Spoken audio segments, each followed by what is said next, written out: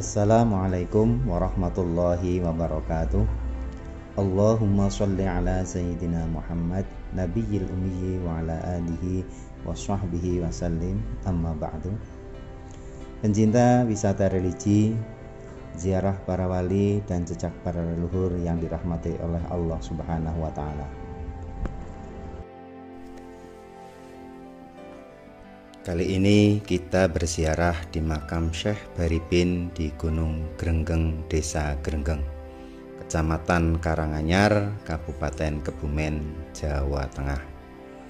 Untuk mencapai makam, kita bisa masuk dengan jalan kaki maupun naik ojek karena jaraknya lumayan jauh. Kalau tidak biasa jalan kaki, yaitu tidak kurang dari 1 kilometer. Kondisi makam terawat berada di puncak Gunung Grenggeng. Sebelum makam utama, kita akan mendaki tangga cor semen kurang lebih 5 menit. Kemudian disambut joglo pintu masuk. Kemudian baru terdapat 2 bangunan utama. 1 bangunan utama seluas lebih kurang 8 x 9 meter persegi. Terdapat makam utama Syekh Baribin, dan di sebelah kanan beliau terdapat bangunan makam murid kinasih beliau, yaitu Raden Sujana, putra dari Ki Ageng Gumelem. Selain makam Syekh Baribin dan Raden Sujana, terdapat juga makam lainnya, yaitu Raden Bedagul atau Nawangsasi yang konon mempunyai 2 kepribadian, serta makam penderek atau murid, serta makam Bupati Kadipaten Karanganyar yang pertama dan petilasan Angling Dharma. Sedikit sejarah Syekh Baribin atau Joko Panular atau Raden Pandita Ratu atau Raden Saputra atau Raden Putra Haryo Baribin adalah putra dari Prabu Brawijaya IV, Bra Tanjung, dengan istri Putri Pajang. Dikarenakan tidak diperbolehkan adanya tahta kembar, setelah wafatnya Brawijaya IV atau Bra Tanjung, Raden Putra yang merupakan adik dari Raden Alit atau Angkawijaya atau Brawijaya V akhirnya meninggalkan kerajaan Majapahit dengan ikhlas.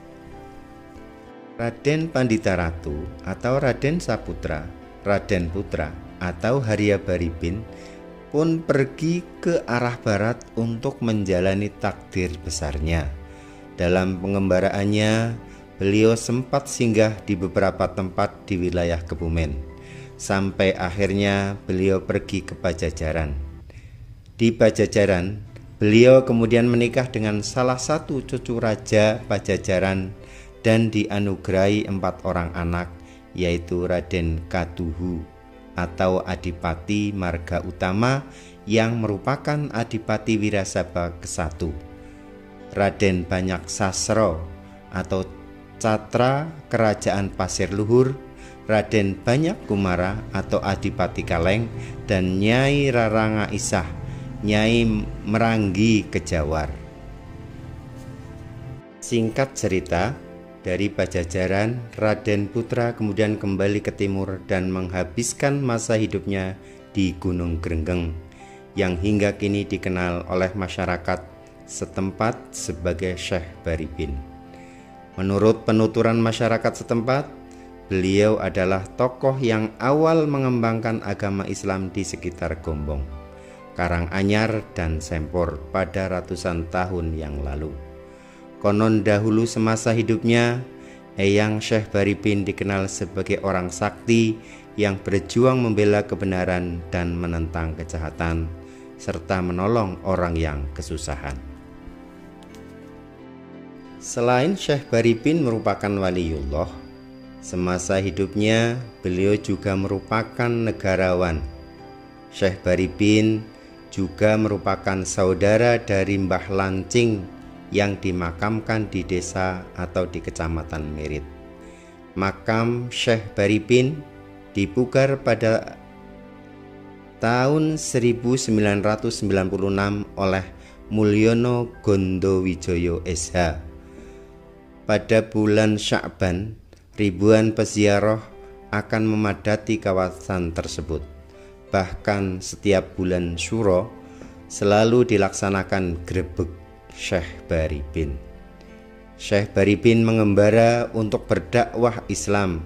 Beliau meninggal di daerah Kroya dan sempat dimakamkan di sana. Namun setelah itu oleh salah satu muridnya, jenazah Syekh Baribin kemudian dipindah dan dimakamkan di Grenggeng. Pada saat beliau wafat, konon mayatnya mengeluarkan bau yang sangat harum. Mayatnya pun akhirnya menjadi rebutan orang banyak. Pada saat mayat tersebut akan dicuri oleh sekelompok orang, tiba-tiba terdengar suara gaib yang mengumandang, yang dalam bahasa Jawa disebut gumrenggeng, sehingga masyarakat dapat mengetahui pencurian tersebut dan berhasil digagalkan. Maka untuk mengenang peristiwa ini, daerah tersebut akhirnya dinamakan Gunung Grenggeng.